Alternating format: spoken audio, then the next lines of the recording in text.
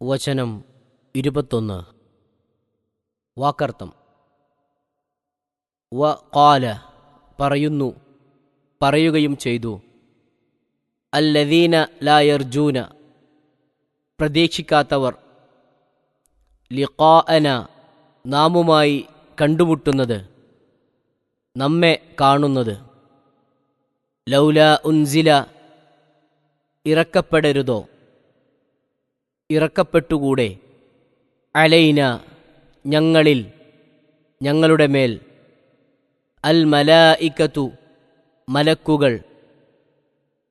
ഔ നറ അല്ലെങ്കിൽ ഞങ്ങൾക്ക് അഥവാ നമുക്ക് കണ്ടുകൂടെ. റബ്ബന ഞങ്ങളുടെ റബ്ബിനെ, നമ്മുടെ രക്ഷിതാവിനെ. ലഖദിസ്തക്ബറു തീർച്ചയായും അവർ ഗർവ് നടിച്ചിരിക്കയാണ്. ഫീ അംഫുസിഹിം അവരുടെ സ്വന്തം നിലയിൽ, മനസ്സിൽ.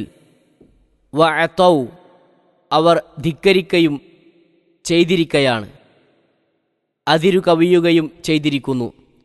ഉതുവൻ കബീറ വലിയ ധിക്കാരം.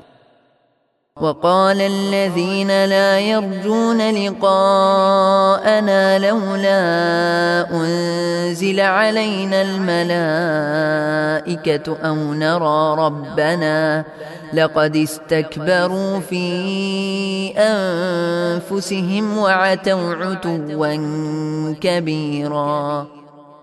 നാമുമായി കണ്ടുമുട്ടുന്നതിനെ പ്രതീക്ഷിക്കാത്തവർ പറയുന്നു, നമ്മുടെ മേൽ മലക്കുകൾ ഇറക്കപ്പെടുകയോ അല്ലെങ്കിൽ നമ്മുടെ റബ്ബിനെ നാം നേരിൽ കാണുകയോ ചെയ്തുകൂടെ എന്ന്. തീർച്ചയായും അവർ തങ്ങളുടെ മനസ്സിൽ സ്വയം ഗർവ് നടിക്കുകയും വലിയ ധിക്കാരം ധിക്കരിക്കുകയും ചെയ്തിരിക്കയാണ്. വചനം 22. വാക്കർത്ഥം. യൗമയറൗന അവർ കാണുന്ന ദിവസം. അൽ മലായികത മലക്കുകളെ. ലാ ബുഷ്റ സന്തോഷവാർത്തയേ ഇല്ല. യൗമ ഇദിൻ അന്ന്, ആ ദിവസം. ലിൽ മുജ്രിമീന കുറ്റവാളികൾക്ക്, പാപികൾക്ക്. വയഖൂലൂന അവർ പറയുകയും ചെയ്യും. ഹിജ്റൻ തടസ്സം, തടവ്, മുടക്കം. മഹ്ജൂറൻ തടസ്സപ്പെട്ട, മുടക്കപ്പെട്ട, തടയപ്പെട്ട അഥവാ ഭദ്രമായ.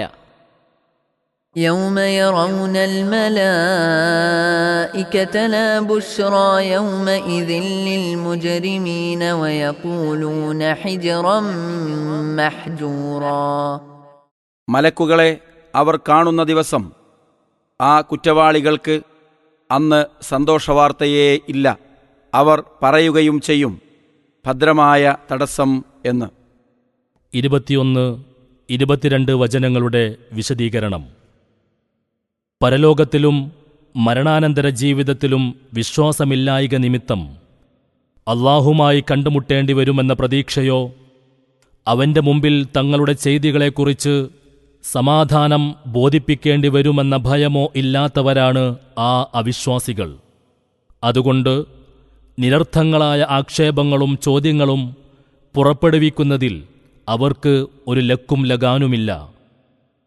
നബി സല്ലല്ലാഹു അലൈഹി വസല്ലമയുടെ ഒന്നിച്ച് ഒരു മലക്കിനെ അയക്കാത്തതെന്തുകൊണ്ടാണെന്ന് അവർ ചോദിച്ചത് നാം മുകളിൽ കണ്ടു.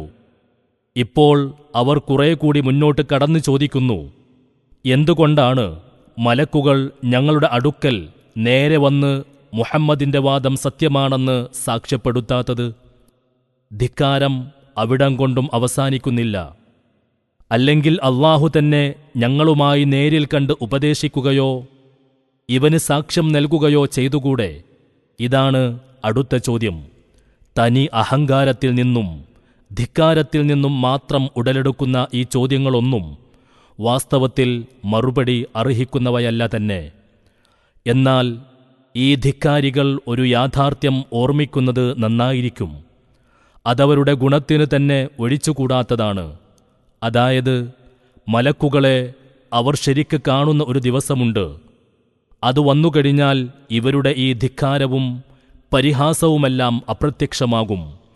ശാപകോപങ്ങളുടെ വാർത്തകളും ശിക്ഷാവകുപ്പുകളുടെ അനുഭവങ്ങളുമല്ലാതെ സന്തോഷത്തിൻ്റെയും അനുമോദനത്തിൻ്റെയും കണിക പോലും അവർക്ക് മലക്കുകളിൽ നിന്നോ മറ്റോ ലഭിക്കുവാനുണ്ടായിരിക്കയില്ല. ഇതവർ ഓർത്തിരിക്കട്ടെ. ഹിജ്റം മഹ്ജൂറ എന്ന വാക്കിൻ്റെ ഉദ്ദേശാർത്ഥമെന്ന നിലക്കാണ് ഭദ്രമായ തടസ്സം എന്ന് അതിന് നാം തർജ്ജമ നൽകിയത്. സൂറത്തു മറിയം 23-ാം വചനത്തിലെ നസിയം മൻസിയ എന്ന പ്രയോഗത്തെപ്പറ്റി പ്രസ്താവിച്ചപ്പോൾ അവിടെ നാം ചില സംഗതികൾ ചൂണ്ടിക്കാട്ടുകയുണ്ടായി. അതേ തരത്തിലുള്ള ഒരു പ്രയോഗം തന്നെയാണിതും.